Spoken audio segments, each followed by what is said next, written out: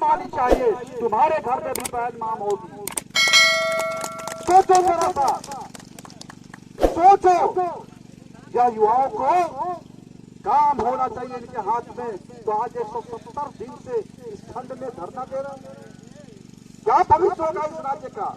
और ये लूट में मस्त है। हजारों हजार करोड़ रुपए के लूट, चाहे वो कोयला का लूट हो, चाहे बालू का लूट हो, चाहे पहाड़ का लूट हो, चाहे दारू का लूट हो। और ये आप सब सुने होइएगा, कांग्रेस पार्टी के नेता है राहुल गांधी, कहते हैं कि मशीन दबाओगे, पंखा का बटन दबाओगे तो पैसा जाएगा अडानी के खाते में, होते है ना।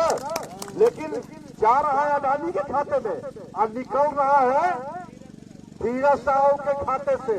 अब यह कौन जादू है भाई? तो यह जादू झारखंड में ही चल सकता है। क्या बालू को पैसा निकलेगा? आलू से सोना बन रहा था उनके अनुसार, लेकिन अब बालू से भी सोना बन रहा है, अब दारू से भी सोना बन रहा है, अब कोयला से भी सोना बन रहा है, अब पहाड़ से भी, पत्थर से भी सोना बन रहा है। और ये हजारों हजार जो यहाँ युवा खड़े हैं, जो माता बहन पर बैठी है, इनके पसीने से भी ये सोना बना रहे हैं साथियों, इनके खून से सोना बना रहे हैं। इसे कुछ नहीं, भीख नहीं मांगिए, या चुनाव नहीं आवरण होगा, संघर्ष बहुत भीषण होगा साथियों। और इनका सफाया या जिस प्रकार से आपके साथ धोखा दिए हैं, आप संकल्प लीजिए यहाँ पर। और भारतीय जनता पार्टी हमारे सारे विधायक, हमारी पूरी पार्टी, हमारे नेता, हमारे प्रधानमंत्री नरेंद्र मोदी जी, जो मोदी की गारंटी। अभी मैं छत्तीसगढ़ में चुनाव हुआ, सब लोग बोल रहे थे कि भारतीय जनता पार्टी वहां हार जाएगी, लेकिन वहां सरकार बनी। क्यों? किसानों को मोदी जी ने कहा कि हम 3100 रुपये प्रति क्विंटल धान खरीदेंगे, कांग्रेस पार्टी ने कहा कि हम 3200 रुपये प्रति क्विंटल खरीदेंगे। घोषणा पत्र आया, लेकिन वहां के लोगों ने कहा कि नहीं, तुम भले 3200 दो, लेकिन तुम्हारे बात पर हमको भरोसा नहीं है, हमको मोदी के बात पर भरोसा है। और 100 रुपये कम मिलने के बाद भी लोगों ने वहां मोदी को वोट दिया। यह विश्वास अपने प्रधानमंत्री के ऊपर है साथियों। इसलिए हम आपके बीच में आए हैं, केवल आपको विश्वास दिलाने के लिए आए हैं कि भारतीय जनता पार्टी ने मां के रूप में आप सबको, या पंचायत सचिवालय स्वयं सेवक जो है उनको मां, उनकी मां भारतीय जनता पार्टी। और प्रसव वेदना को झेला है भारतीय जनता पार्टी ने। वो दर्द जो मां जानती है अपने बेटे के प्रति, जो मोह मां को होगा वो दूसरे को नहीं होगा साथियों। इसलिए आप आज यहाँ पर बैठे हैं, निश्चित रूप से भारतीय जनता पार्टी के साधारण कार्यकर्ता होने के नाते हम सब आपके बीच में आए हैं, आपको समर्थन देने के लिए आए हैं और यह विश्वास दिलाने के लिए आए हैं कि आपके हर संघर्ष में भारतीय जनता पार्टी के कार्यकर्ता 24 घंटा आपके साथ खड़ा है। और भारतीय जनता पार्टी की सरकार इस बार आने जा रही है, भारतीय जनता पार्टी की सरकार आप आने जा रही है। आपको भारतीय जनता पार्टी ने जन्म दिया है, तो बालक के रूप में, मां के रूप में भारतीय जनता पार्टी आपके हितों का पूरा ख्याल रखेगी, यह विश्वास दिलाने के लिए आया है। बहुत बहुत धन्यवाद। भारत माता की जय। जय झारखंड।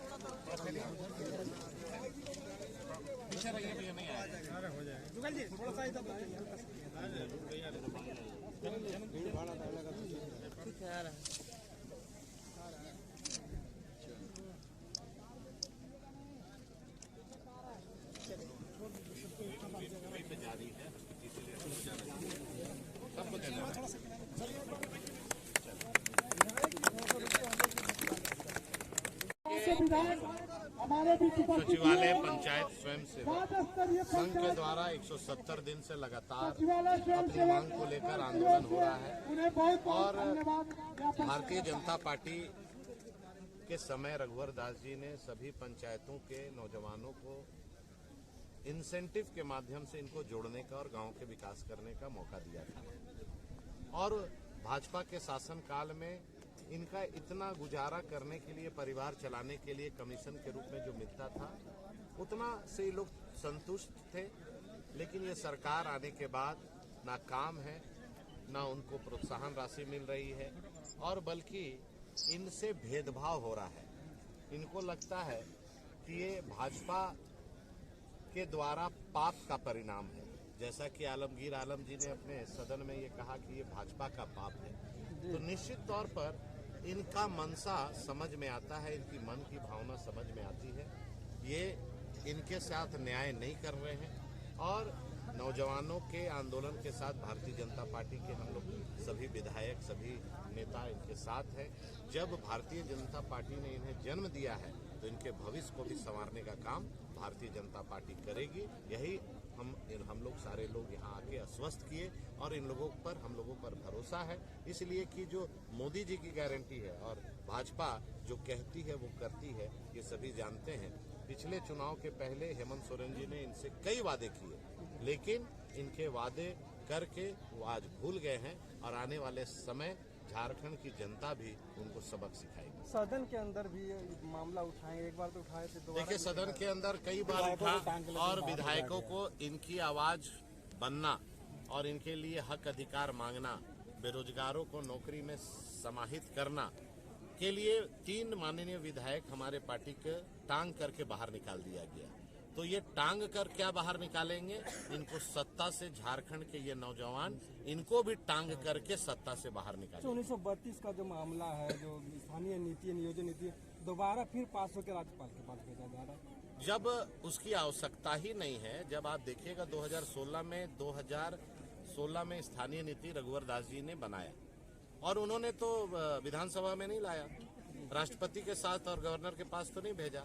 जो अधिकार राज्य सरकार का है, आपको कौन रोका है करने के लिए? आप 1932 नहीं 1908 करो, लेकिन आपको जब अधिकार आपके पास है तो उसको विधानसभा में फेंक देना, गवर्नर के पास फेंक देना, 9वीं अनुसूची में भेज देना, ये लोगों को गुमराह करने का, अटकाने का, भटकाने का काम कर रही है। और सारे झारखंड के युवा साथी पढ़े लिखे समझ रहे हैं और आने वाले समय इनको सबक सिखाएंगे। 2024 का मतलब देखा जाए स्टैंड है क्या ये?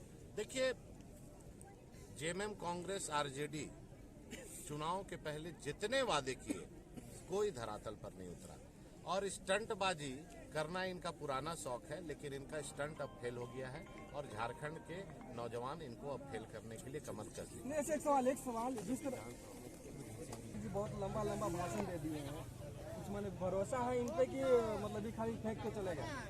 देखिए, पंचायत सचिवालय स्वयं सेवक किसी का आश्वासन पे अब भरोसा करने वाला लोग अब नहीं रहे, क्योंकि हम लोग पहले भी बहुत छले गए हैं।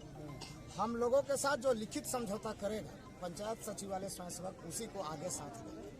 अभी जो आए थे 3-4 विधायक भाजपा के, उनके बातों पे भरोसा नहीं है आपको? देखिए, भरोसा बोलने पर नहीं, हम लोगों को लिखित चाहिए।